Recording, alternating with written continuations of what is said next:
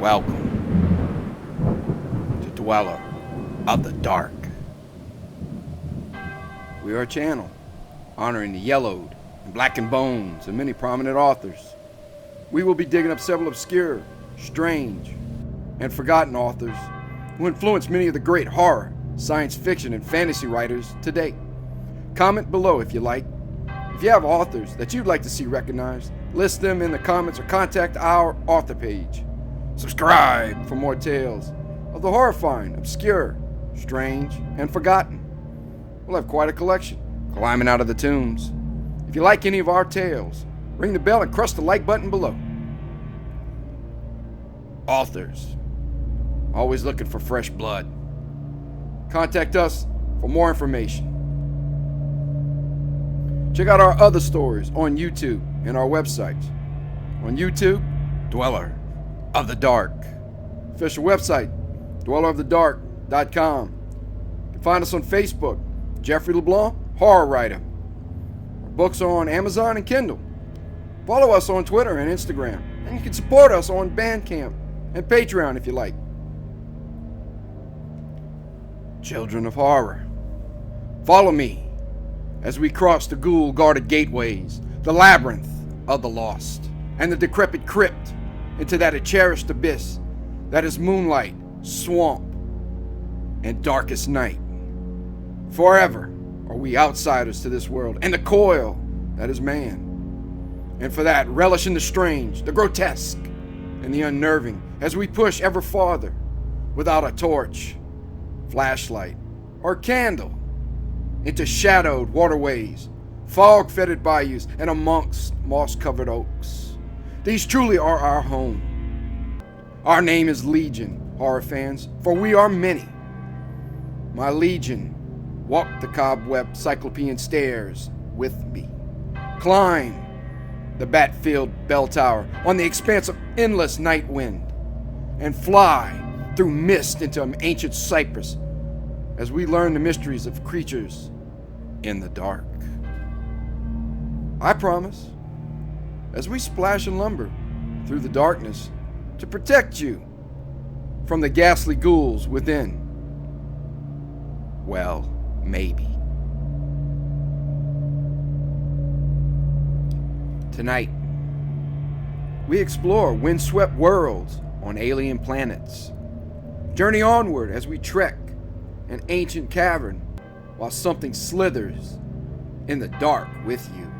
Finally, tread carefully through a horrific garden with monstrous plants that prefer to eat you as we conjure up again horror, science fiction, and fantasy sorcerer Clark Ashton Smith.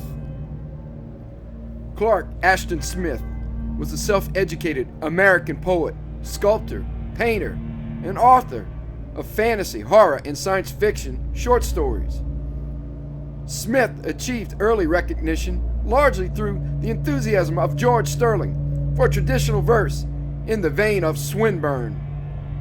As a poet, Smith is grouped with the West Coast Romantics alongside Joaquin Miller, Sterling, and Nora Mae French, and remembered as the last of the great romantics and the Bard of Auburn. Clark Ashton Smith's science fiction and cosmic horror work was praised by his contemporaries. H.P. Lovecraft stated that in sheer demonic strangeness and fertility of conception, Clark Ashton Smith is perhaps unexcelled. And Ray Bradbury said that Smith filled my mind with incredible worlds, impossibly beautiful cities, and still more fantastic creatures. Clark Ashton Smith, along with Robert E. Howard and H.P. Lovecraft, was one of the big three of Weird Tales. However, some of Weird Tales readers objected to his morbidness and violation of pulp traditions. For example, we enjoyed the fantasy critic L. Sprague de Camp remarks about Clark Ashton Smith, which stated, "Nobody since Poe has so loved a well-rotted corpse. Of his writing style, Smith stated, "My own conscious ideal has been to delude the reader into accepting an impossibility or a series of impossibilities by means of a sort of verbal black magic, in the achievement of which I make use of prose rhythm, metaphor, simile, tone color, counterpoint, and other stylistic resources, like a sort of incantation." The Vaults of Yoh-Vombis is a short story by Clark Ashton Smith, first published in Weird Tales, May of 1932. The story focuses on archaeologist Rodney Severn and the tragedy that befell his expedition on Mars. This story obviously influenced such movies as Alien, Total Recall, and many more.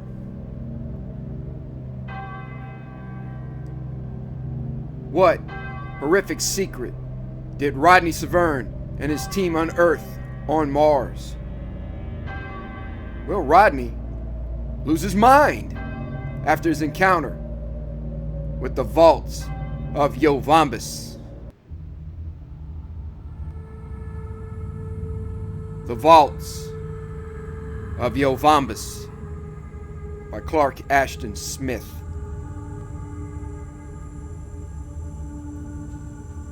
Preface. As an intern in the terrestrial hospital at Ignar, I had charge of the singular case of Rodney Severn, the one surviving member of the octave expedition to Yoh-Vombis, and took down the following story from his dictation. Severn had been brought to the hospital by the Martian guides of the expedition. He was suffering from a horribly lacerated and inflamed condition of the scalp and brow, and was wildly delirious part of the time, and had to be held down in his bed during recurrent seizures of a mania whose violence was doubly inexplicable in view of his extreme debility. The lacerations, as will be learned from the story, were mainly self-inflicted. They were mingled with numerous small round wounds, easily distinguished from the knife slashes, and arranged in regular circles through which an unknown poison had been injected into Severn's scalp. The causation of these wounds was difficult to explain, unless one were to believe that Severn's story was true and was no mere figment of his illness. Speaking for myself, in the light of what afterwards occurred, I feel that I have no other recourse than to believe it. There are strange things on the Red Planet, and I can only second the wish that was expressed by the doomed archaeologist in regard to future explorations. The night after he finished telling me his story, while another doctor than myself was supposedly on duty, Severn managed to escape from the hospital. Doubtless, one of the strange seizures at which I have hinted, a most astonishing thing, for he had seemed weaker than ever after the long strain of his terrible narrative, and his demise had been hourly expected. More astonishing still, his bare footsteps were found in the desert, going toward Yoh-Vombis, till they vanished in the path of a light sandstorm. But no trace of Severn himself has yet been discovered. The narrative of Rodney Severn. If the doctors are correct in their prognostication, I have only a few Martian hours of life remaining to me. In those hours, I shall endeavor to relate as a warning to others who might follow in our footsteps the singular and frightful happenings that terminated our researches among the ruins of Yoh-Vombis. Somehow, even in my extremity, I shall contrive to tell the story, since there is no one else to do it. But the telling will be toilsome and broken, and after I am done, the madness will recur, and several men will restrain me, lest I should leave the hospital and return across many desert leagues to those abominable vaults beneath the compulsion of the malignant and malevolent virus which is permeating my brain. Perhaps death will release me from the abhorrent control which would urge me down to bottomless underworld warrens of terror for which the saner planets of the solar system can have no analog. I say perhaps, for remembering what I have seen, I am not sure that even death will end my bondage. There were 8 of us, professional archaeologists, with more or less terrene and interplanetary experience, who set forth with native guides from Ignar, the commercial metropolis of Mars, to inspect that ancient, eon-deserted city. Alan Octave, our official leader, held his primacy by virtue of knowing more about Martian archaeology than any other terrestrial on the planet. And others of the party, such as William Harper and Jonas Halgren, had been associated with him in many of his previous researches. I, Rodney Severn, was more of a newcomer, having spent but a few months on Mars, and the greater part of my own ultra-terrene delvings had been confined to Venus. I'd often heard of Yoh-Vombis in a vague and legendary sort of manner, and never at first hand. Even the ubiquitous Octave had never seen it. Builded by an extinct people whose history has been lost in the latter, decadent eras of the planet, it remains a dim and fascinating riddle whose solution has never been approached, and which, I trust, may endure forevermore unsolved by man. Certainly, I hope that no one will ever follow in our steps. Contrary to the impression we had received from Martian stories, we found that the semi-fabulous ruins lay at no great distance from Ignar, with its terrestrial colony and consulates. The nude, spongy-chested natives had spoken deterringly of vast deserts filled with ever-swirling sandstorms through which we must pass to reach Yoh-Vombis. And in spite of our munificent offers of payment, it had been difficult to secure guides for the journey. We had provisioned ourselves amply and had prepared for all emergencies that might eventuate during a long trip. Therefore, we were pleased as well as surprised when we came to the ruins after 7 hours of plodding across the flat, treeless, orange-yellow desolation to the southwest of Ignar. On account of the lesser gravity, the journey was far less tiring than one who is unfamiliar with Martian conditions might expect. But because of the thin, Himalaya-like air and the possible strain on our hearts, we had been careful not to hasten. Our coming to Yoh-Vombis was sudden and spectacular. Climbing the low slope of a league-long elevation of bare and deeply eroded stone, we saw before us the shattered walls of our destination, whose highest tower was notching the small, remote sun that glared in stifled crimson through the floating haze of fine sand. For a little, we thought that the domeless, three-angled towers and broken-down monoliths with those of some unlegended city, other than the one we sought. But the disposition of the ruins, which lay in a sort of arc for almost the entire extent of the low and Nesic elevation, together with the type of architecture, soon convinced us that we had found our goal. No other ancient city on Mars had been laid out in that manner, and the strange, many terraced buttresses of the thick walls, like the stairways of forgotten Anakim, were peculiar to the prehistoric race that had built Yoh-Vombis. Moreover, Yoh-Vombis was the one remaining example of this architecture, aside from a few fragments in the neighborhood of Ignar, which we had previously examined.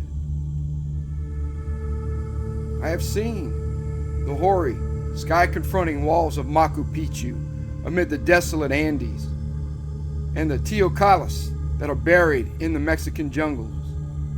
And I have seen the frozen, giant-builded battlements of Yoh-Vombis on the glacial tundras of the nightward hemisphere of Venus. But these were as things of yesteryear, bearing at least the memory or the intimation of life, compared with the awesome and lethargic antiquity, the cycle-enduring doom of a petrified sterility that seemed to invest Yoh-Vombis. The whole region was far from the life-giving canals beyond those environs. Even the more noxious flora and fauna are seldom found. And we had seen no living thing since our departure from Ignar. But here, in this place of eternal barrenness and solitude, it seemed that life could never have been. The stark, eroded stones were things that might have been reared by the toil of the dead to house the monstrous ghouls and demons of primal desolation. I think we all received the same impression as we stood staring in silence while the pale, Sandy's-like sunset fell on the dark and megalithic ruins. I remember gasping a little in an air that seemed to have been touched by the irrespirable chill of death. And I heard the same sharp, laborious intake of breath from others of our party. "That place is deader than an Egyptian morgue," observed Harper. "Certainly it is far more ancient," Octave assented. "According to the most reliable legends, the Yoras who built Yoh-Vombis were wiped out by the present ruling race at least 40,000 years ago." "There's a story, isn't there?" said Harper. "That the last remnant of the Yoras was destroyed by some unknown agency? Something too horrible and outre to be mentioned even in a myth?" "Of course, I've heard that legend," agreed Octave. "Maybe we'll find evidence among the ruins to prove or disprove it. The Yoras may have been cleaned out by some terrible epidemic, such as the Yasta pestilence, which was a kind of green mold that ate all the bones of the body, starting with the teeth and nails. But we needn't be afraid of getting it. If there are any mummies in Yoh-Vombis, the bacteria will all be dead as their victims after so many cycles of planetary desiccation. Anyway, there ought to be a lot for us to learn. The Ahes have always been more or less shy of the place. Few have ever visited it, and none, as far as I can find, have made a thorough examination of the ruins." The sun had gone down with uncanny swiftness, as if it had disappeared through some sort of prestidigitation rather than the normal process of setting. We felt the instant chill of the blue-green twilight, and the ether above us was like a huge, transparent dome of sunless ice, shot with a million bleak sparklings that were the stars.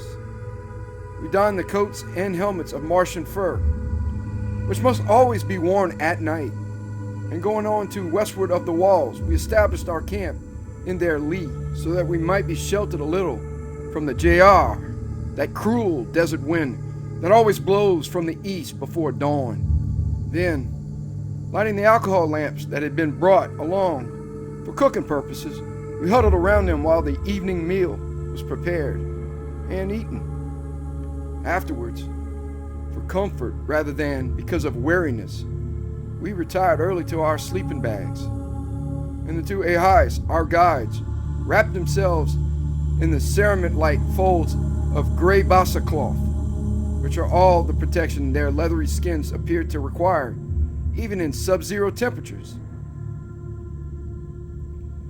Even in my thick, double-lined bag, I still felt the rigor of the night air, and I'm sure it was this, rather than anything else, which kept me awake for a long while and rendered my eventual slumber somewhat restless and broken.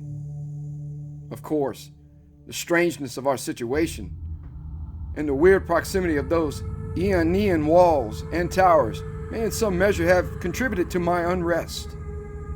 But at any rate, I was not troubled by even the least presentiment of alarm or danger, and I should have laughed at the idea that anything of peril could lurk in Yoh-Vombis, amid whose undreamable and stupefying antiquities the very phantoms of its dead must long since have faded into nothingness.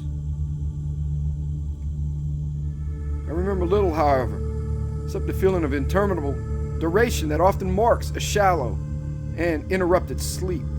I recall the marrow-piercing wind that moaned above us toward midnight, and the sand that stung my face like a fine hail as it passed, blowing from desert to immemorial desert. And I recall the still, inflexible stars that grew dim for a while with that fleeing ancient dust. Then the wind went by, and I drowsed again, with starts of semi-wakefulness. At last, in one of these, I knew vaguely that the small twin moons, Phobos and Deimos, had risen and were making huge and spectral shadows with the ruins and were casting an ashen glimmer on the shrouded forms of my companions. I must have been half asleep, for the memory of that which I saw is doubtful as any dream. I watched beneath drooping lids the tiny moons that had topped the domeless triangular towers, and I saw the far-flung shadows that almost touched the bodies of my fellow archaeologists. The whole scene was locked in a petrific stillness. None of the sleepers stirred. Then, as my lids were about to close, I received an impression of movement in the frozen gloom, and it seemed to me that a portion of the foremost shadow had detached itself and was crawling toward Octave, who lay nearer to the ruins than we others. Even through my heavy lethargy, I was disturbed by a warning of something unnatural and perhaps ominous. I started to sit up, and even as I moved, the shadowy object, whatever it was, drew back and became merged once more in the greater shadow. Its vanishment startled me into full wakefulness, and yet I could not be sure that I had actually seen the thing. In that brief, final glimpse, it had been like a roughly circular piece of cloth or leather, dark and crumpled, and 12 or 14 inches in diameter, that ran along the ground with the doubling movement of an inchworm, causing it to fold and unfold in a startling manner as it went. I did not go to sleep again for nearly an hour, and if it had not been for the extreme cold, I should doubtless have gotten up to investigate and make sure whether I had really beheld an object of such bizarre nature or had merely dreamt it. I lay staring at the deep ebon shadow in which it had disappeared, while a series of fanciful wonderings followed each other in antic procession through my mind. Even then, though somewhat perturbed, I was not aware of any actual fear or intuition of possible menace. And more, I began to convince myself that the thing was too unlikely and fantastical to have been anything but the figment of a dream. And at last, I nodded off into light slumber. The chill, demoniac sighing of the JR across the jagged walls awoke me, and I saw that the faint moonlight had received the hueless accession of early dawn. We all arose and prepared our breakfast with fingers that grew numb in spite of the spirit lamps. Then, shivering, we ate, while the sun leapt over the horizon like a juggler's ball, enormous, gaunt, without gradations of shadow or luminosity. The ruins beetled before us in the thin light, like the mausolea of primordial giants that abide from darkness-eaten eons to confront the last dawn of an expiring orb. My queer visual experience during the night had taken on, more than ever, a phantasmagoric unreality, and I gave it no more than a passing thought and did not speak of it to the others. But even as the faint, distorted shadows of slumber often tinge one's waking hours, it may have contributed to the nameless mood in which I found myself, a mood in which I felt the unhuman alienage of our surroundings, and the black, fathomless antiquity of the ruins like an almost unbearable oppression. The feeling seemed to be made of a million spectral adumbrations that oozed unseen but palpable from the great, unearthly architecture that weighed upon me like tomb-born incubi, but were void of form and meaning, such as could be comprehended by human thought. I appeared to move, not in the open air, but in the smothering gloom of sealed sepulchral vaults, to choke with a death-fraught atmosphere, with the miasmata of eon-old corruption. My companions were all eager to explore the ruins, and of course it was impossible for me to even mention the apparently absurd and baseless shadows of my mood.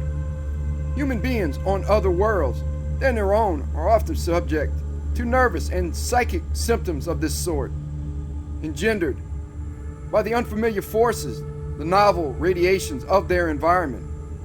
But as we approached the buildings in our preliminary tour of examination, I lagged behind the others, seizing by a paralyzing panic that left me unable to move or breathe for a few moments. A dark, freezing clamminess seemed to pervade my brain and muscles and suspend their inmost working. Then it lifted, and I was free to go on and follow the others. Strangely, as it seemed, the two Martians refused to accompany us. Stolid and taciturn, they gave no explicit reason, but evidently nothing would induce them to enter Yoh-Vombis. Whether or not they were afraid of the ruins, we were unable to determine. Their enigmatic faces, with the small oblique eyes and huge flaring nostrils, betrayed neither fear nor any other emotion intelligible to man. In reply to our questions, they merely said that no Ahai had set foot among the ruins for ages. Apparently, there was some mysterious taboo in connection with the place. For equipment in that preliminary tour, we took along only a crowbar and 2 picks. Our other tools and some cartridges of high explosives we left at our camp, to be used later if necessary, after we had surveyed the ground. 1 or 2 of us owned automatics, but these also were left behind, for it seemed absurd to imagine that any form of life would be encountered among the ruins. Octave was visibly excited as we began our inspection, and maintained a running fire of exclamatory comment. The rest of us were subdued and silent. And I think that my own feeling, in a measure, was shared by many of the others. It was impossible to shake off the somber awe and wonder that fell upon us from those megalithic stones. I have no time to describe the ruins minutely, but must hasten on with my story. There is much that I could not describe anyway, for the main area of the city was destined to remain unexplored. We went on for some distance among the triangular terraced buildings, following the zigzag streets that conformed to this peculiar architecture. Most of the towers were more or less dilapidated, and everywhere we saw the deep erosion wrought by cycles of blowing wind and sand, which in many cases had worn into roundness the sharp angles of the mighty walls. We entered some of the towers through high, narrow doorways, but found utter emptiness within. Whatever they had contained in the way of furnishings must long ago have crumbled into dust, and the dust had been blown away by the searching desert gales. On some of the outer walls, there was evidence of carving or lettering, but all of it was so worn down and obliterated by time that we could trace only a few fragmentary outlines, of which we could make nothing. At length, we came to a wide thoroughfare, which ended in the wall of a vast terrace, several hundred yards long by perhaps 40 in height, on which the central buildings were grouped like a sort of citadel or acropolis. A flight of broken steps, designed for longer limbs than those of men or even the gangling modern Martians, afforded access to the terrace, which had seemingly been hewn from the plateau itself. Pausing, we decided to defer our investigation of the higher buildings, which, being more exposed than the others, were doubly ruinous and dilapidated, and in all likelihood would offer little for our trouble. Octave had begun to voice his disappointment over our failure to find anything in the nature of artifacts or carvings that would throw light on the history of Yoh-Vombis. Then, a little to the right of the stairway, we perceived an entrance in the main wall, half choked with ancient debris. Behind the heap of detritus, we found the beginning of a downward flight of steps. Darkness poured from the opening like a visible flood, noisome and musty, with primordial stagnancies of decay. And we could see nothing below the first steps, which gave the appearance of being suspended over a black gulf. Octave and myself and several others had brought along electric torches, in case we should need them in our explorations. It had occurred to us that there might be subterranean vaults or catacombs in Yoh-Vombis, even as in the latter-day cities of Mars, which are often more extensive underground than above, and such vaults should be the likeliest place in which to look for vestiges of the Yohai civilization. Throwing his torch beam into the abyss, Octave began to descend the stairs. His eager voice called us to follow. Again, for an instant, the unknown, irrational panic froze my faculties, and I hesitated while the others pressed forward behind me. Then, as before, the terror passed, and I wondered at myself for being overcome by anything so absurd and unfounded. I followed Octave down the steps, and the others came trooping after me. At the bottom of the high, awkward steps, we found ourselves in a long and roomy vault, like a subterranean hallway. Its floor was deep, with siftings of immemorial dust, and in places there were heaps of a coarse gray powder, such as might be left by the decomposition of certain fungi. that grow in the Martian catacombs under the canals. Such fungi at one time might conceivably have existed in Yoh-Vombis, but owing to the prolonged and excessive dehydration, they must have died out long ago. Nothing, surely, not even fungus, could have lived in those arid vaults for many eons past. The air was singularly heavy, as if the leaves of an ancient atmosphere, less tenuous than that of Mars today, had settled down and remained in that stagnant darkness. It was harder to breathe than the outer air. It was filled with unknown effluvia, and the light dust arose before us at every step, diffusing a faintness of bygone corruption, like the dust of powdered mummies. At the end of the vault, before a straight and lofty doorway, our torches revealed an immense, shallow urn or pan, supported on short, cube-shaped legs and wrought from a dull, blackish-green material which suggested some bizarre alloy of metal and porcelain. The thing was about 4 feet across, with a thick rim adorned by writhing, indecipherable figures, deeply etched as if by acid. In the bottom of the bowl, we perceived a deposit of dark and cinder-like fragments, which gave off a slight but disagreeable pungence, like the phantom of some more powerful odor. Octave, bending over the rim, began to cough and sneeze as he inhaled it. That stuff, whatever it was, must have been a pretty strong fumigant, he observed. The people of Yoh-Vombis have used it to disinfect the vaults. The doorway beyond the shallow urn admitted us to a larger chamber, whose floor was comparatively free of dust. We found that the dark stone beneath our feet was marked off in multiform geometric patterns, traced with ochreous ore, amid which, as in Egyptian cartouches, hieroglyphics and highly formalized drawings were enclosed. We could make little from most of them, but the figures in many were doubtless designed to represent the Yohris themselves.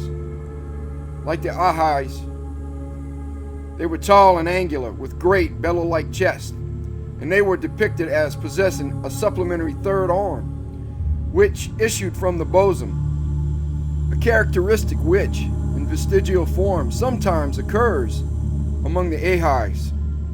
The ears and nostrils, as far as we could judge, were not so huge and flaring as those of the modern Martians.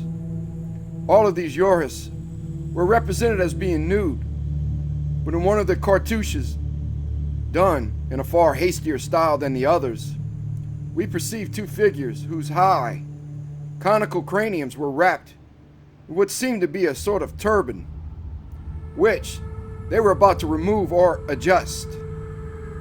The artist seemed to have laid a peculiar emphasis on the odd gesture with which the sinuous, four-jointed fingers were plucking at these headdresses, and the whole posture was unexplainably contorted. From the second vault, passages ramified in all directions, leading to a veritable warren of catacombs. Here, enormous pot-bellied urns of the same material as the fumigating pan, but taller than a man's head and fitted with angular handled stoppers, were arranged in solemn rows along the walls, leaving scant room for 2 of us to walk abreast. When we succeeded in removing one of the huge stoppers, we saw that the jar was filled to the rim with ashes and charred fragments of bone.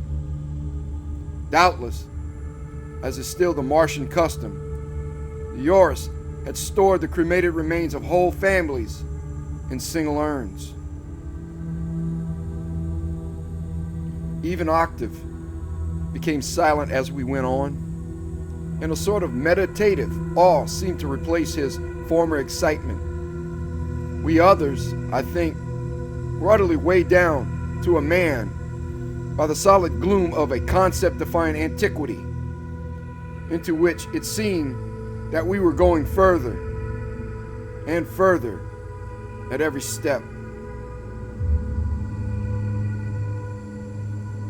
The shadows fluttered before us, like the monstrous and misshapen wings of phantom bats. There was nothing anywhere but the atom-like dust of ages, and the jars that held the ashes of a long-extinct people. But, clinging to the high roof in one of the further vaults, I saw a dark and corrugated patch of circular form, like a withered fungus. It was impossible to reach the thing, and we went on after peering at it with many futile conjectures. Oddly enough, I failed to remember at that moment the crumpled, shadowy object I had seen or dreamt the night before. I have no idea how far we had gone when we came to the last vault, but it seemed that we had been wandering for ages in that forgotten underworld. The air was growing fouler and more irrespirable, with a thick, sodden quality, as if from a sediment of material rottenness, and we had about decided to turn back. Then, without warning, at the end of a long, urn-lined catacomb, we found ourselves confronted by a blank wall. Here, we came upon one of the strangest and most mystifying of our discoveries, a mummified and incredibly desiccated figure, standing erect against the wall. It was more than 7 feet in height, of a brown, bituminous color, and was wholly nude except for a sort of black cowl that covered the upper head and drooped down at the sides in wrinkled folds. From the 3 arms and general contour, it was plainly one of the ancient Urus, perhaps the sole member of this race whose body had remained intact.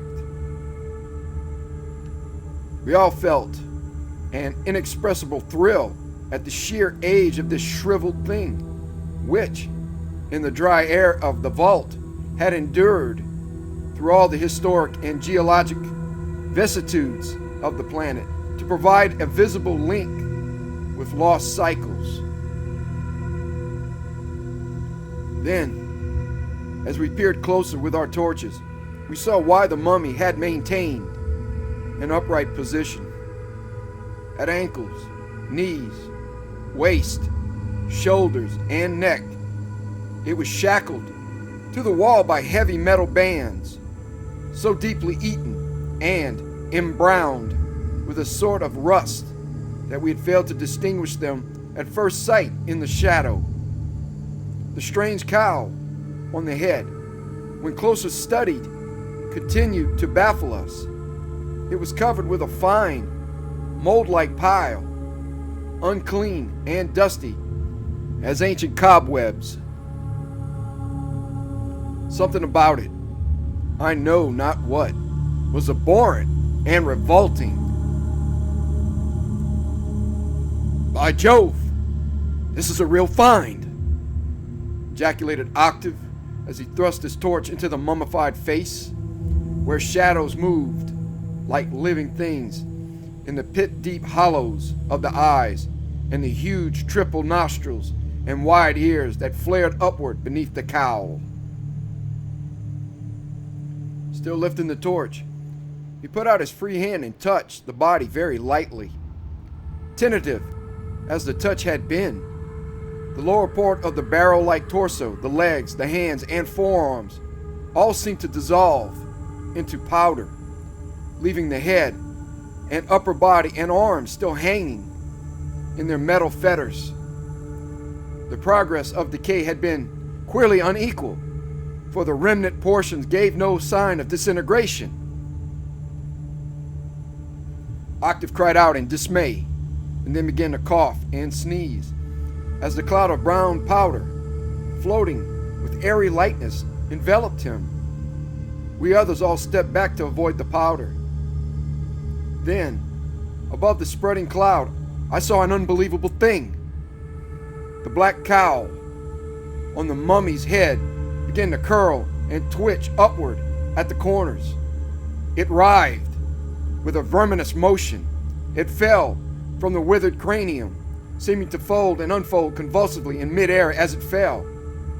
Then it dropped on the bare head of Octave, who, in his disconcertment at the crumbling of the mummy, had remained standing close to the wall.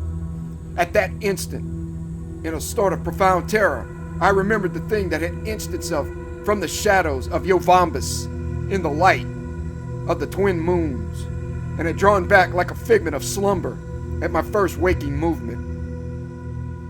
Cleaving closely as a tightened cloth, the thing enfolded Octave's hair and brow and eyes, and he shrieked wildly with incoherent pleas for help and tore with frantic fingers at the cowl, but failed to loosen it.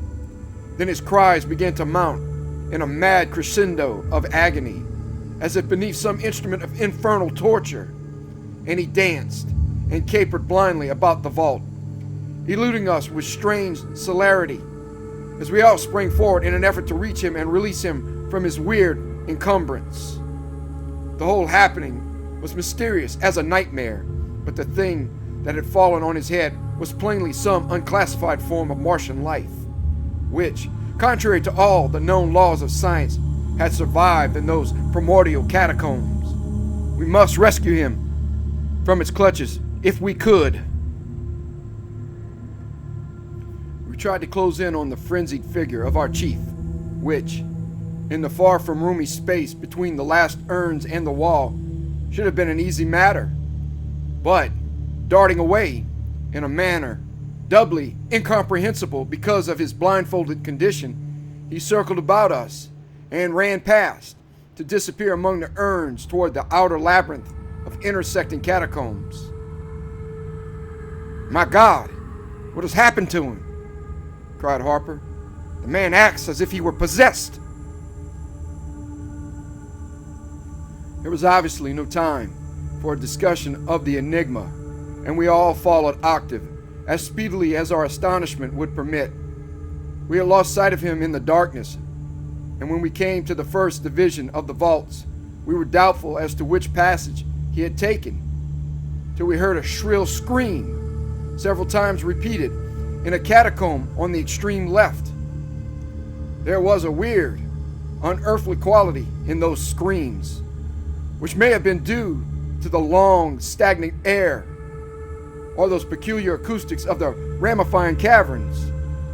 But somehow, I could not imagine them as issuing from human lips, at least not from those of a living man.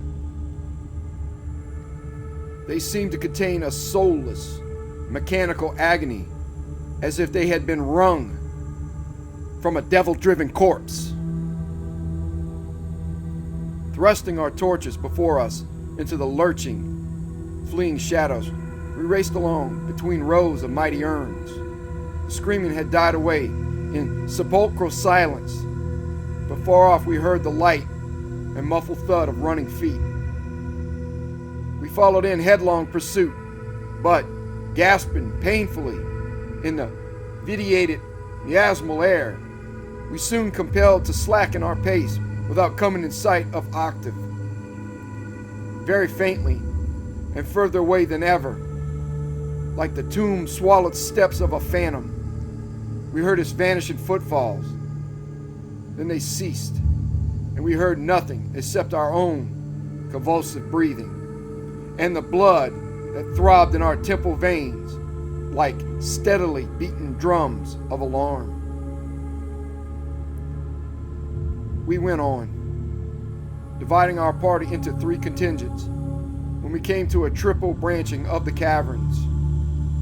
Harper and Halgrim and myself took the middle passage, and after we had gone on for an endless interval without finding any trace of Octave, and had threaded our way through recesses piled to the roof with colossal urns that must have held the ashes of 100 generations, we came out in the huge chamber with the geometric floor designs. Here, very shortly, we were joined by the others, who had likewise failed to locate our missing leader. It would be useless to detail our renewed and hour-long search of the myriad vaults, many of which we had not hitherto explored. All were empty, as far as any sign of life was concerned. I remember passing once more through the vault, in which I had seen the dark, rounded patch on the ceiling, and noting with a shudder that the patch was gone. It was a miracle that we did not lose ourselves in that underworld maze. But at last we came back to the final catacomb, in which we had found the shackled mummy. We heard a measured and recurrent clangor as we neared the place, a most alarming and mystifying sound under the circumstances. It was like the hammering of ghouls on some forgotten mausoleum. When we drew nearer, the beams of our torches revealed a sight that was no less unexplainable than unexpected. A human figure with its back toward us and the head concealed by a swollen black object that had the size and form of a sofa cushion, was standing near the remains of the mummy and was striking at the wall with a pointed metal bar. How long Octave had been there and where he had found the bar, we could not know. But the blank wall had crumbled away beneath his furious blows, leaving on the floor a pile of cement-like fragments and a small, narrow door of the same ambiguous material as the cinerary urns, and the fumigating pan had been laid bare. Amazed, uncertain, inexpressibly bewildered, we were all incapable of action or volition at that moment. The whole business was too fantastic and too horrifying, and it was plain that Octave had been overcome by some sort of madness. I, for one, felt a violent upsurge of sudden nausea when I had identified the loathsomely bloated thing that clung to Octave's head and drooped in obscene tumescence on his neck. I did not dare to surmise the causation of its bloating. Before any of us could recover our faculties, Octave flung aside the metal bar and began to fumble for something in the wall. It must have been a hidden spring, though how he could have known its location or existence is beyond all legitimate conjecture. With a dull, hideous grating, the uncovered door swung inward, thick and ponderous as a mausoleum slab, leaving an aperture from which the nether midnight seemed to well like a flood of eon-buried foulness. Somehow, at that instant, our electric torches appeared to flicker and grow dim, and we all breathed a suffocating fetor, like a draft from inner worlds of immemorial putrescence. Octave had turned toward us now, and he stood in an idle posture before the open door, like one who has finished some ordained task. I was the first of our party to throw off the paralyzing spell, and pulling out a clasp knife, the only semblance of a weapon that I carried, I ran over to him. He moved back, but not quickly enough to evade me, when I stabbed with the 4-inch blade at the black, turgescent mass that enveloped his whole upper head and hung down upon his eyes. What the thing was, I should prefer not to imagine, if it were possible to imagine. It was formless as a great slug, with neither head nor tail nor apparent organs, an unclean, puffy, leathery thing, covered with that fine, mold-like fur of which I have spoken. The knife tore into it as if through rotten parchment, making a long gash, and the horror appeared to collapse like a broken bladder. Out of it there gushed a sickening torrent of human blood, mingled with dark, filiated masses It may have been half-dissolved hair and floating gelatinous lumps like molten bone and shreds of a curdy white substance. At the same time, Octave began to stagger and went down at full length on the floor. Disturbed by his fall, the mummy dust arose about him in a curling cloud, beneath which he lay mortally still.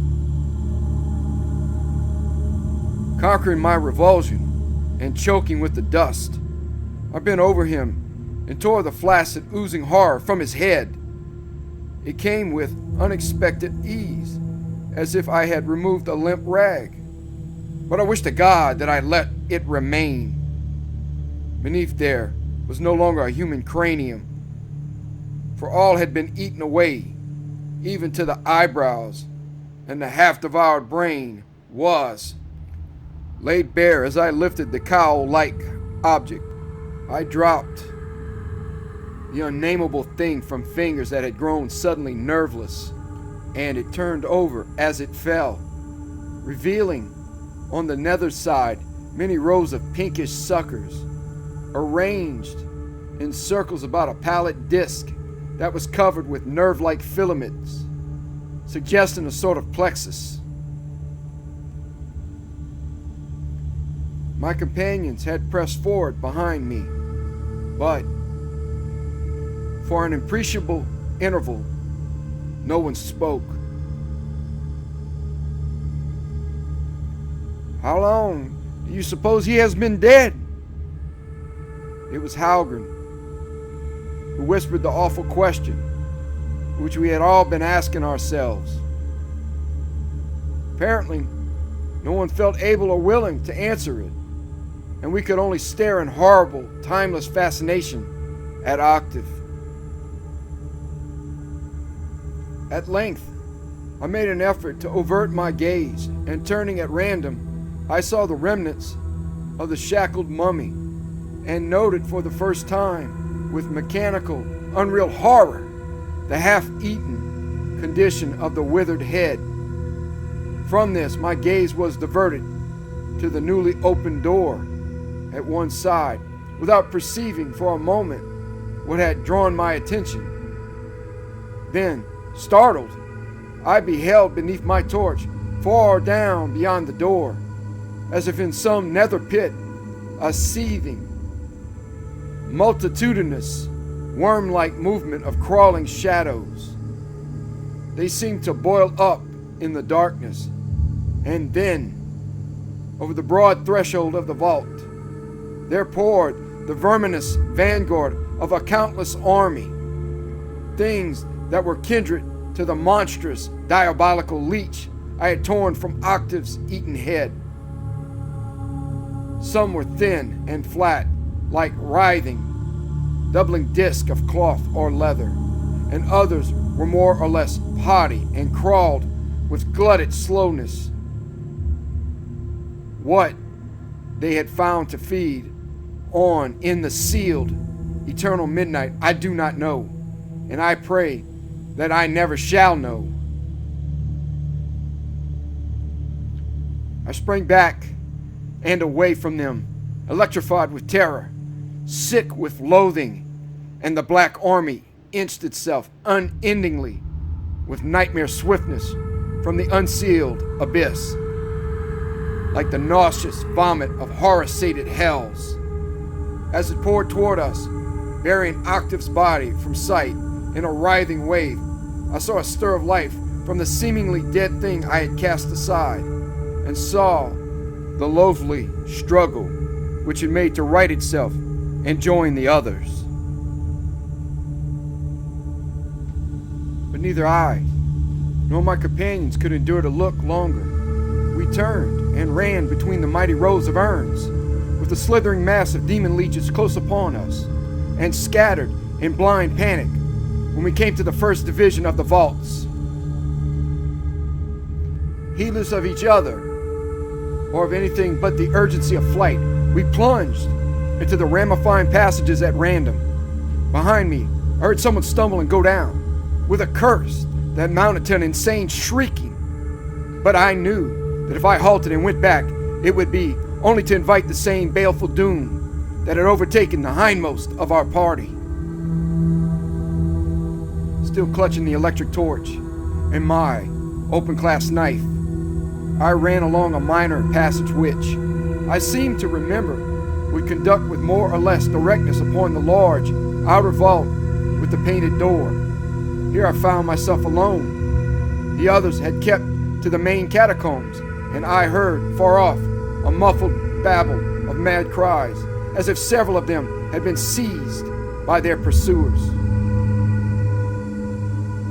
It seemed that I must have been mistaken about the direction of the passage, for it turned and twisted in an unfamiliar manner, with many intersections, and I soon found that I was lost in the black labyrinth, where the dust had lain unstirred by living feet for inestimable generations.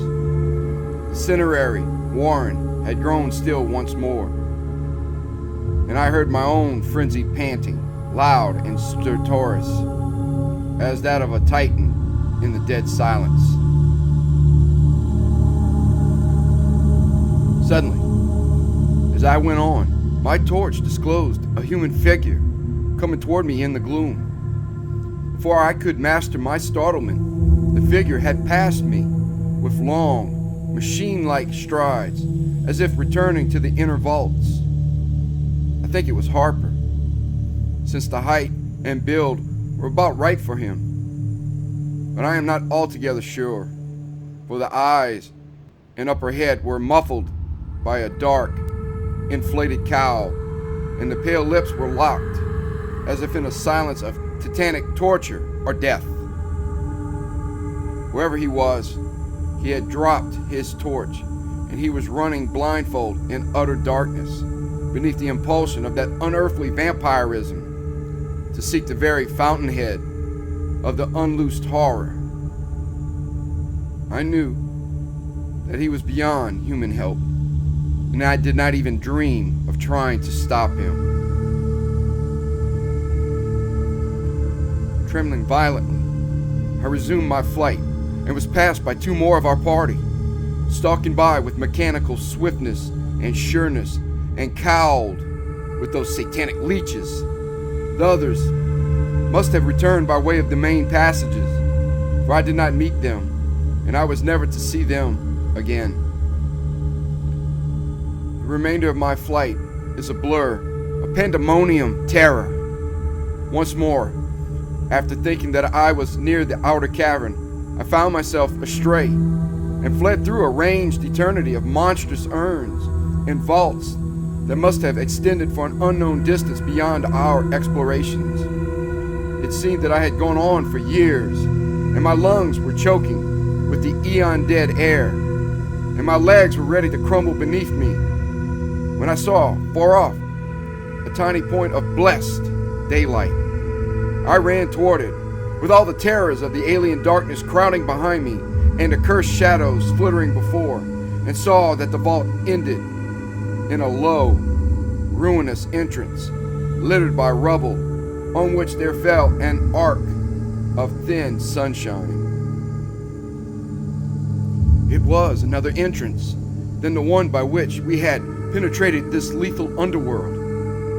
I was within a dozen feet of the opening when, without sound or other intimation, something dropped upon my head from the roof above, blinding me instantly and closing upon me like a taunting net. My brow and scalp, at the same time, were shot through with a million needle-like pains, a manifold, ever-growing agony that seemed to pierce the very bone and converge from all sides upon my inmost brain.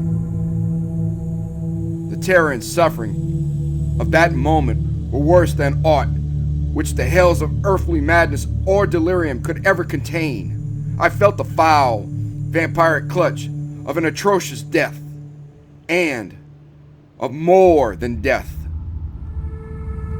I believe that I dropped the torch, but the fingers of my right hand had still retained the open knife.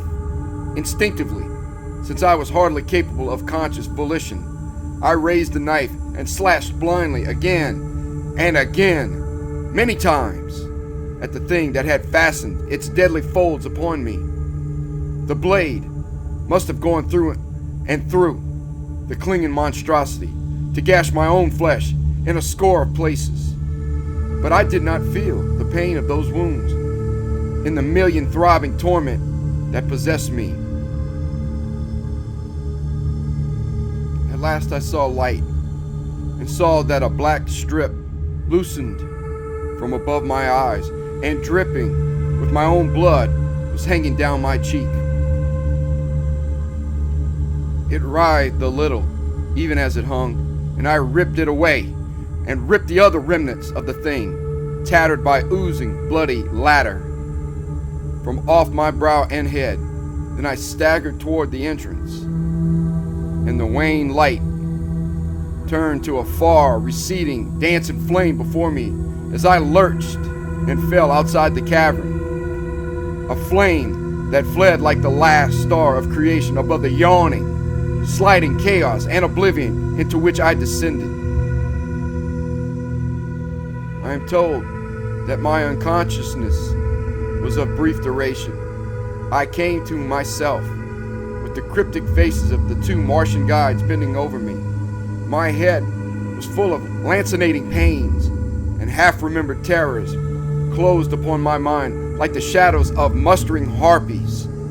I rolled over and looked back toward the cavern mouth from which the Martians, after finding me, had seemingly dragged me for some little distance. The mouth was under the terraced angle of an outer building and within sight of our camp. I stared at the black opening with hideous fascination and descried a shadowy stirring in the gloom, the writhing, verminous movement of things that pressed forward from the darkness but did not emerge into the light. Doubtless, they could not endure the sun, those creatures of ultramundane night and psycho-sealed corruption. It was then that the ultimate horror, the beginning madness, came upon me. Amid my crawling revulsion, my nausea-prompted desire to flee from that seething cavern mouth, there rose an abhorrently conflicting impulse to return, to thread my backward way through all the catacombs, as the others had done, to go down where never men save they, the inconceivably doomed and accursed, had ever gone, to seek beneath that damnable compulsion a netherworld that human thought can never picture. There was a black light, a soundless calling in the vaults of my brain, the implanted summons of the thing, like a permeating and sorcerous poison. It lured me to the subterranean door that was walled up by the dying people of Yoh-Vombis, to immure those hellish and immortal leeches, those dark parasites that engraft their own abominable life on the half-eaten brains of the dead. It called me to the depths beyond, where dwell the noisome necromantic ones, of whom the leeches, with all their powers of vampirism and diabolism, are but the merest minions. It was only the two Ahes who prevented me from going back. I struggled. I fought them insanely as they strove to retard me with their spongy arms, but I must have been pretty thoroughly exhausted from all the superhuman adventures of the day, and I went down once more, after a little, into fathomless nothingness, from which I floated out at long intervals to realize that I was being carried across the desert toward Ignar. Well, that is all my story. I have tried to tell it fully and coherently, at a cost that would be unimaginable to the sane. To tell it before the madness falls upon me again, as it will very soon, as it is doing now. Yes, I have told my story, and you have written it all out, haven't you? Now, I must go back to Yoh-Vombis, back across the desert, and down through all the catacombs to the vaster vaults beneath. Something is in my brain that commands me and will direct me. I tell you, I must go.